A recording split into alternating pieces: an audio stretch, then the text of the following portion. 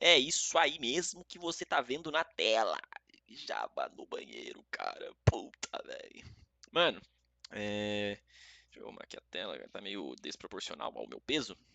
Vamos continuar, né? O povo. Continuar nosso resumão. Vou tentar ser um pouco mais rápido, né? Pra gente poder voltar às implementações de forma mais rápida, porém, sem perder ali o fio da meada, né? Então, bora, meu, bora. Aqui a gente, tipo assim, já terminou ali a parte de revisar a infra. O que que era? A gente criar os bancos, colocar usuário para cada banco, dar permissão para os usuários, o Docker Compose com a imagem do RabbitMQ, do Docker, tá com o Redis, mas o Redis é uma coisa para frente, se eu não me engano é aqui de... não, é de outro cara, é do API Gateway. Que mais, né? Tem mais coisa que eu não lembro. Mapear o banco, né, lá dentro da, pro Hibernate ver as entidades, validar, belezinha, bonitinho, beleza? Com todas os readmes ensinando a você, menino louco, a mexer, né, a conectar. Na hora que você fizer lá o Docker, usar minha Docker tag. Usar o Docker lá para fazer build. Bora. O que está aqui em Auth Service, então? A gente tem criar e mapear todas as entidades JPA do Auth Service correspondentes ao esquema do dbalf. Com o DDL Auto Update configurado, o Hibernate irá gerar as tabelas automaticamente ao subir a aplicação. Não vai fazer isso. Criar entidade user com os campos parará, parará, pão doce, criar entidade, criar entidade, criar entidade, criar entidade, criar enans, subir a aplicação e confirmar no pgadmin que as 4 tabelas foram criadas corretamente no dbalf. Critério de aceite, as 4 tabelas existem, os campos document e e-mail têm constraint unique, o campo ID é UUID em todas as tabelas. Tem algumas coisas aqui que não foram feitas dessa forma, que é exatamente o que? Os bancos, né, as tabelas não são criadas através do JPA Hibernate. Tá uma mandação de mensagem, velho. O que acontece, né? A gente está utilizando aqui o nosso amigo JPA com DDL, do Hibernate com DDL Auto Validate. Pegar o gato aqui, que senão ele vai ficar me azucrinando. E é exatamente isso que os senhores estão vendo, né? Ele valida as entidades que estão sendo mapeadas e bate. Mas ele vai validar com o quê? Porque quando a gente roda a aplicação, a gente está utilizando as migrations. É porque isso não foi colocado lá. Mas o que acontece? A gente está utilizando as migrations, ou seja, a migration, né, a gente tem aqui esse carinha aqui que faz, né, o script e tal de todas as entidades. E a migration, ela cria a tabela no banco, ou seja, no nosso Postgres, através do que? Aqui no pom.xml, a gente tem o cara aqui, mano, tem que achar esse cara. Starter Mail, Off2, Postgres. Aqui, ó, a gente está utilizando o Flyway DB, né, com o Flyway Core e o Flyway Database PostgreSQL, justamente para mapear no PostgreSQL, que a gente está usando. Aí, quando a gente roda a aplicação, ele cria esses bancos. Se essas tabelas não existem lá no Postgres, ele cria, né? O gato tá arregaçando aqui tudo, velho. Agora ficou bom, eu acho, né? Aí, lá tá falando que a gente vai usar o DDL Auto Update, mas é fake news, né? A gente não usa o DDL Auto Update. Meu Deus do céu, esse gato vai derrubar tudo aqui, velho. A gente não usa o DDL Auto Update, né? A gente está usando o DDL Auto Validate, que ele vai fazer.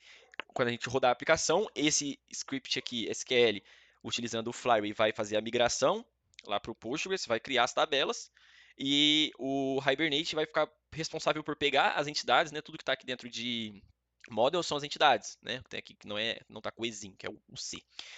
Ele mapeia essas entidades, beleza, mapeou as entidades lá para o banco de dados. Ele vai bater se as tabelas que tem no meu banco de dados bate com as entidades que eu mapeei no meu Spring. Ah, bateu. Então sobe de boa. Se não bater, aí não sobe de boa. Basicamente é isso que está acontecendo aqui.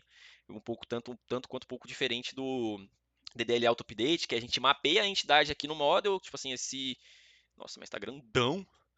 Esse user aqui, a gente mapeia ele, né? E o próprio Hibernate que gera, através desse cara aqui, ele vai gerar as tabelas. Por que tá um define disso aqui se eu coloquei? Autocommit, database, o quê? Driver? Mas eu coloquei o driver. Tá bom. Beleza? Então é exatamente isso. Eu vou abrir aqui o Postgres pra gente dar uma olhadola no que eu tô falando de fato, né? Porque tem que mostrar que criou. Ah, eu posso usar o comando de ontem, que é o docker exec-it, aí é fretio traço postgres psql, já abriu, psql menos u fretio underline user, eu acho que é isso. Ué.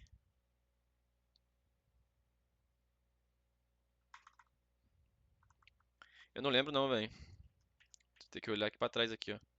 Ah, o menos U é maiúsculo. Nossa senhora, eu já fiz merda. Olha lá, tá vendo? Tá aqui, mas eu não vou olhar aqui não, eu gosto de olhar lá no Postgres. Ah, tá aqui, subiu, o negócio tá conectado. Então tem que vir aqui, ó, e dar um render aí pra ele conectar, tá vendo? A gente tem um monte de negócio. Beleza? Ou seja, a gente tem quais entidades? User, eu posso pegar por aqui, eu posso pegar por aqui, ó. A gente tem a tabela de users, a tabela de refresh tokens e a password resets. Então, se a gente vier aqui e der um select all from users, continue. Tá aqui, ó. Tanto que eu já até tenho uns dados que depois eu vou dar aquele famoso que a gente sabe aqui, ó. Ele tá aqui. Aqui eu tava praticando para uma vaga que cagaram na minha cabeça. Releva. Já tem até uma população aqui. Agora vamos ver o refresh tokens. Ó, refresh tokens tá aqui bonito. Bem singelo ele, né? O password resets tá aqui também, não foi utilizado, não foi populado, não foi persistido nada. Beleza? Então, tamo aí. Vamos pro próximo. O cadastro aqui, ó. Cadastro com validação de CPF e CNPJ. Implementar o endpoint de registro de usuário com validação dos dígitos verificadores de CPF e CNPJ. Atribuição automática de role e persistência no banco. O que fazer? Tem que criar um DTO de register request com a validação do valid. Não vou lembrar o nome dessa validação, que é o que você colocar @valid lá no endpoint. Implementar a lógica de validação de CPF por algoritmos de verificadores. Implementar a lógica de validação. Validar, gerar o hash bcrypt da senha e persistir o usuário. Atribuir a role automaticamente, CPF, embarcadora, CNPJ embarcadora, CPF motorista. Criar o post off barra registre no controle e retorno 201 created em caso de sucesso. De aceite. Válido retorna 400 bad request, CPF e-mail duplicado retorna 409 conflict. Senha nunca é salva em texto puro, apenas hash bcrypt. Rule é atribuída de acordo com o tipo de documento. Eu não acho que esses erros devam estar por aqui, mas vamos dar uma olhada. Então tá aqui, né? Não, esse aqui não. Aqui, ó, User Service. O User Service tá bem aqui, ó. Register User, né? A gente tem o nosso Register Request, que é o DTO, que já tá até com as validações que ele tá exigindo lá. Tá a lógicazinha aqui, ó. Se o documento não for o número, né, do documento não for um isValid CPF, que é o método lá, ó. É o nosso método booleano que valida o formato, quantidade de dígitos a cada ponto. Se não, vai lançar um doc invalid exception, CPF inválido. Se não, né, se for tudo certinho, já vai setar que é um CPF e já vai atribuir a role para o cara. Mesma coisa no CNPJ, se não, lança um doc invalid exception, que é uma exception que já está sendo tratada. Aqui são o quê? Aqui são coisas de status, não nos cabe agora. Beleza? Isso aqui já está fresco na mente, isso aqui eu lembro que eu fiquei bastante tempo trabalhando nisso. Olha lá, ó. A senha também, se a gente for dar uma olhada aqui no banco, ó, a gente vem aqui, ó, users, ó. Aqui, ó. Document type, password hash. Isso aqui é a senha, né? O hash da senha que a gente utilizou com o bcrypt. Aqui, ó, security configuration. Password encoder com bcrypt, retornando o novo bcrypt. Encoder, password, bem encoder. Com a força 12, né? Show de bolinha. O que mais que tem? Acho que é isso só. Não tem muita coisa não. Até aqui é isso. Vamos dar uma olhada aqui em login. Login. Implementar o endpoint de login que autentica o usuário e emite um access token. Tá, velho. Com validade de 15 minutos e um refresh token com validade de 30 dias, com rotação automática a cada uso. Isso aqui foi gostoso de fazer, hein? Tá, isso aqui não foi feito quase nada do que tá aqui, porque eu não usei esse JJWT. A gente fez esse JWT Service, que é o que faz o JWT.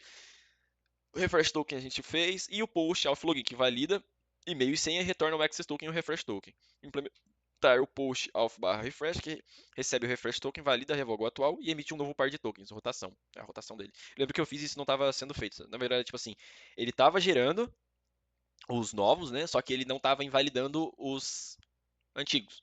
E isso estava errado. Beleza? Então, dá uma olhada aqui.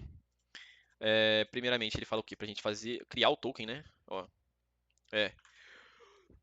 O token, a gente, pô, naquela novela maravilhosa que foi, a gente utiliza um bin gerenciado do JWK Source utilizando o Security Context como parâmetro diamante, né? Que ele vai ser dentro do contexto de segurança do Spring, chamando o JWK7,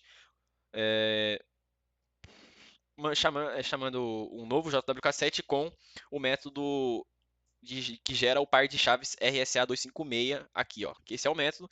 Pô, Moisés, de novo, por que você colocou o método que gera o par de chaves dentro do JWK7 e não a própria chave? Porque é, cada vez que eu chamasse esse método, ele seria aqui, ó, por exemplo, se aqui eu coloco esse e aqui, cadê? Tem um outro lugar que eu uso ele. Aqui, ó, seria eu uso ele, seria justamente essa chave seria diferente dessa chave, entendeu? Aí aqui, como eu estou utilizando o método, é meio que tipo assim, eu sou o JWK7. Então eu estou utilizando. Aí eu utilizei a minha chave aqui.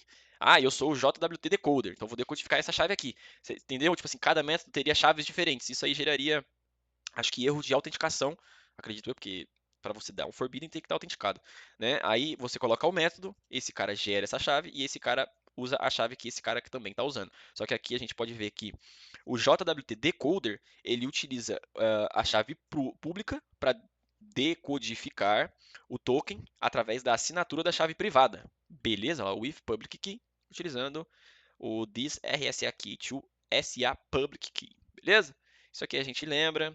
O JWT Encoder, ou seja, o que é o JWT Encoder? Ele utiliza o JWK Source, que é JSON Web Key Source, né, que é a fonte de chaves JWK, retornando o Nimbus Encoder, ou seja, ele encoda a, as chaves de dentro do JWK Source. Esse cara aqui gera as chaves e esse cara aqui decodifica, encoda as chaves que estão lá dentro. Esse cara decodifica as chaves que estão lá dentro. É um ajudando o outro ali. No JWT Service que lá está descrito, a gente gera aqui, né, o Access Token. Cadê o Reference Token? Tá na classe de Reference Token. Beleza? Aqui, ó. A gente utiliza como parâmetro uma entidade de usuário. Seta aqui, né, esse instante now aqui para a gente pegar o tempo.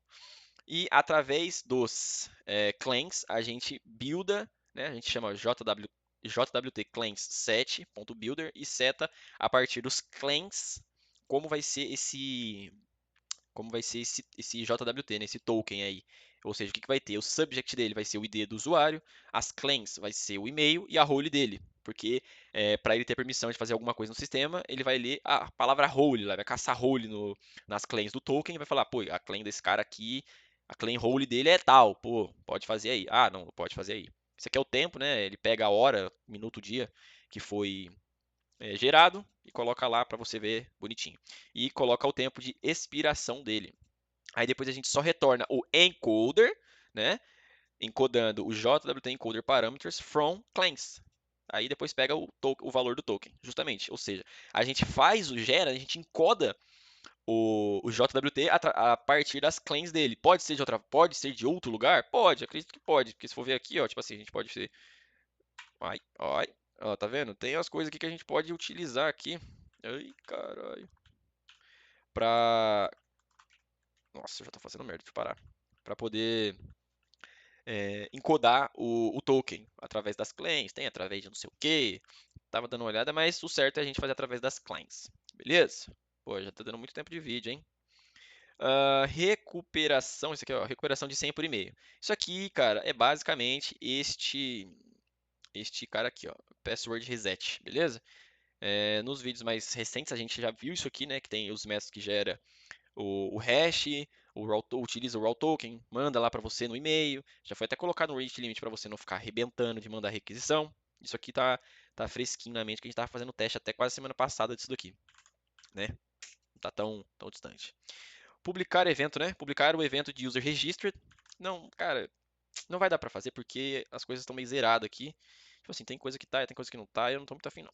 Mas o User Event Publisher, esse cara aqui, ó, a gente chama o Rabbit Template porque ele é ele é um implemento, sabe, Bean Factor Aware Wrapped Operations, Channel Aware, não sei o que. Ele é uma importação do AMQP, né? Do Spring Framework AMQP Rabbit.core. A gente chama o Rabbit Template no construtorzão, e a gente publica o evento de user register utilizando o user como parâmetro. A gente chama aqui o Rabbit Template Convert and Send, mas antes disso aqui tudo, a gente tem que lembrar que nas configurações a gente chama a interface do Message Converter retornando esse Jackson to Jackson Message Converter, que é o quê?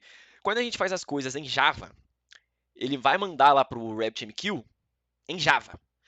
E o RabbitMQ é um padrão, né? É um padrão do mundo das APIs que a gente lê as coisas em JSON. Pô, tudo que a grande maioria das coisas que a gente vê em JSON. Aí ele manda aquele negócio horroroso lá pro RabbitMQ, aí você vai ver lá na fila de mensagem que chegou, tá um puta negócio jegue. Aí esse Jackson to Jackson serve justamente para isso. Ele pega um objeto Java, ele serializa para um objeto JSON. Ah, agora eu sou a fila que escuta. Aí o que, que o Jackson to Jackson vai fazer? Só que isso é uma configuração para quem escuta. Esse cara publica. Ele vai pegar a mesma coisa, não é? Na verdade, é quase a mesma coisa. Ele é um desconverter também, né? Ele serializa a mensagem de Java para JSON e depois, quando o cara está escutando, ele desserializa de JSON para Java. Para o Spring conseguir ver e falar assim: pô, cara, isso aqui tá certo. É essa a mensagem que eu queria. É essa peça que você queria. Beleza? Então é justamente isso. Aí, quando o cara for lá e fizer o register dele, né, quando o usuário for registrado, ele já vem aqui, ó, já tem esse try catch boladão. A gente chama o evento, o método lá de event publisher, passando o usuário que foi persistido no banco. Senão, ele dá uma mensagem isola de erro, retornando aqui o save de user. Beleza? Acho que deu para ficar bigode na explicação. Isso aqui é coisas que a gente lembra, né? Implementar os endpoints para suspender e bloquear contas de usuário, publicando o evento user deactivated no RabbitMQ para que os outros serviços reajam à mudança de status. Criar o patch of users, o ID status, que recebe novo status no body, suspended ou blocked. Atualizar o campo status do usuário no banco e o campo updated yet. Isso aqui, esse negócio de updated yet, é a última atualização, que isso aqui tem lá na entidade de usuário, porque o cara falou: mano, você é louco, pai, você usa mano, o engenheiro de dados na hora que vai ver o negócio, quando foi mexido pela última vez, não tem, mano, não tem. Tá aqui, beleza? Isso aqui, eu cansei de mostrar isso aqui pro cara, tá ligado? Ver, não encher o saco, mas beleza. Aqui, ó, no service, eu acho que é no user service mesmo. Aqui, ó, update status user, é justamente esse cara aqui. A gente vai dentro do banco, busca o ID desse cara, senão a gente retorna um runtime exception. Se eu não me engano, eu tinha que mudar exatamente isso aqui. Tá tudo em runtime, eu tinha que colocar pra mostrar, tipo assim, em HTTP exceptions, né? Que, tipo assim, isso aqui seria um 404, seria um new HTTP status e colocar mensagem. Eu caguei. Beleza? É, Aí ele pega o user status, né? Seta o status que esse cara tá, ó, que a gente está usando ele como parâmetro, e seta faz um update status nele. Boladão. Que isso aqui, a gente, tipo assim, meio que pensa o quê? O que é isso aqui? Isso aqui é o que vai no corpo. No corpo ou no. Esqueci o nome. No parâmetro lá de URL, no path variable.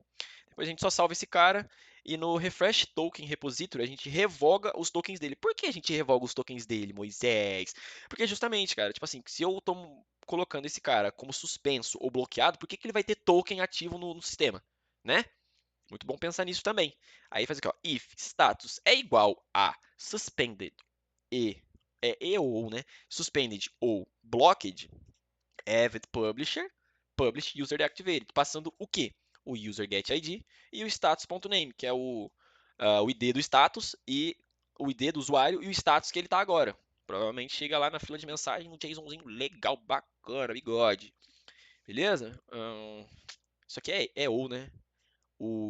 Dentro de um if, o operador condicional, acho que é operador condicional? É, acho que é. Seria esse aqui, né? Isso aqui é o e, esse aqui é o ou. Tem mais um. Barra barra? Não, não lembro não. É isso aqui. É o igual, né? Tem mais coisa? Talvez, não lembro. Vamos bora pro último aqui. Implementar um endpoint de logout global que revoga todos os refresh tokens ativos do usuário em todos os dispositivos simultaneamente. Criar o post /auth/logout protegido por JWT, apenas o usuário autenticado pode chamar. Extrair o user ID do token do JWT recebido no header. Buscar todos os refresh tokens ativos do usuário, onde revoked yet é nulo, e preencher o revoked yet com timestamp atual. Isso aqui deu um serviço da porra para fazer, Isso aqui, ó. É refresh token service? Deixa eu ver. Não, é user service mesmo, não é? Não, esse aqui é logout. É auth login. Aqui, ó, a gente vai listar todos os refresh tokens que ele caçar, que ele achar dentro do dentro do banco. Tem coisa que eu não mostrei que eu já vou mostrar já que eu lembro que eu fiz, que eu olhei agora eu lembrei que eu fiz. Esse cara aqui, ele vai fazer assim, ó, find by user ID and revoked at is null, utilizando o user ID, ou seja, ele vai caçar todos os usuários com esse ID aqui que tem o revoked at nulo na entidade, né? Que é o refresh token. Depois a gente vai setar, né, um local datetime.nel e vai fazer um loopzinho, um for, ou seja, ele dentro de refresh tokens, que é a entidade, né, dentro da tabela de refresh tokens, eu vou pegar esse token aqui e eu vou percorrer todos os tokens que eu achar, né? Ou seja, ele vai, eu achei um token, pum, achei outro token, pum, achei outro token, pum, até acabar, né? Suponhamos que esse cara tem 10, ele vai fazer 10 vezes esse loop e ele vai pegar o quê? Toda vez que ele achar esse token, tipo assim, aqui isso é meio que entre por baixo dos panos. Mas, tipo assim, toda vez que eu achar um token, eu sou token e eu sou tokens. Toda vez que eu achar um token dentro do. Um tokens, vamos lá. Toda vez que eu achar um tokens dentro da entidade refresh tokens, eu vou virar. O token vai receber o que tem tokens. Beleza? Aí o token vai setar esse revoked at now. Né? E depois eu só vou fazer aqui um refresh token repository.save. Ou seja, eu estou salvando tudo que eu achar, né? De token com revoked at nulo e vou setar eles como com o revoked at nulo e vou setar o timestamp atual. Ou seja, esses 10 refresh tokens que eu achei vai estar com o revoked at. Beleza? E aqui no login ele tem esse revoke all by user ID, que é uma query, né, que a gente coloca, uma query de modificação, que ela recebe um script em JPQL, que é meio que uma linguagem, não sei se é do Spring, não sei se é do Java, não lembro, que é justamente para poder fazer uma atualização em uma única coluninha ali, né? Por que a gente tem que fazer assim? Porque, cara, assim fica melhor, beleza? Porque senão teria que criar um outro endpoint, tipo assim, seria carga desnecessária, vamos colocar, né? Ele faz um update na entidade refresh tokens, apelido ela de T. Aí ele vai fazer um set_t revoked at, passando o current timestamp de agora, ou seja, o presente momento, onde os refresh tokens os user ID de refresh tokens é igual ao user ID do parâmetro que está recebendo lá o método, né? Aqui, ó, o método. E o revoked at de refresh tokens é nulo. Basicamente, tipo assim, é bem parecido aqui, cara, com o que se faz, né, em SQL. Quase igual, eu acho que se tiver alguma mudança aqui, é imperceptível. Eu lembro que quando eu estudei isso aqui pela primeira vez, eu vi que tinha diferença. Eu acho que nesse negócio de parâmetro não tem no SQL ou é diferente. Beleza? Aí é isso que o login faz. Ele loga e a partir do momento que você loga, se você tem refresh tokens ativos, ele revoga esse refresh token antigo e te dá um novo, justamente aqui, ó. Ele te dá refresh token e access token novos e ele revoga os dois, tá? Beleza? Alright? Alright. Deixa eu ver aqui, acho que esse aqui era o último, né? Era o último. Aí o logout é justamente isso, cara. Ele vai te deslogar, você vai estar off, mas, tipo assim, não é que você não pode mais entrar, você só deslogou. É tipo você fazer um logout do Instagram. Você vai lá sair dessa conta para entrar nessa conta aqui, beleza? É justamente isso, fechou? Não sei se eu já vou na sequência aqui com o da API Gateway pra gente já, mano, tacar a marcha mesmo no dia de amanhã. Não, isso aqui eu vou ter que fazer um outro vídeo, mano. Não sei se eu vou fazer hoje, porque eu quero absorver o conhecimento de hoje.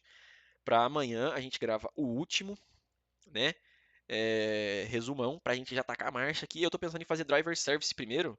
Eu não sei se eu faço, tipo assim, driver service numa paulada só, ou se eu faço driver service um pouquinho depois company service. Ainda vou ver isso, né? Mas pelo que eu tô vendo aqui, ó, não tem tanta coisa, ó. São uma, duas, três, quatro, cinco scrums. Comparado com o auth service, né? Mas é isso, rapaziada. Show de bolas. Amanhã então eu gravo o da API Gateway. Porque o da API Gateway tem muita coisa que, tipo assim, cara, é muito criterioso, muitos ensinamentos, né? Mas eu acho que deu pra dar uma recapitulada bacana do que tá acontecendo, do que foi feito. Me desculpa aí se eu deixei alguma coisa de lado. Ah, tem o e-mail service que é mais, tipo assim, é o que manda, né? A gente chama esse cara aqui dentro do. Cadê aqui, ó? Password reset, quando a gente já. Esse aqui é o forgot password, que é o endpoint, né? Que quando a gente esquece a senha, a gente pum, bate nesse endpoint, ele manda um post e manda esse e-mail lá para você resetar a sua senha, beleza? Show de bolinha, ele manda meio que a URL, né, do endpoint que a gente coloca no reset password. Fechou? Fechou, bacana. Acho que é isso aí, rapaziada. Tamo juntão. Amanhã a gente grava o último episódio do resumo. Beleza? E é nóis.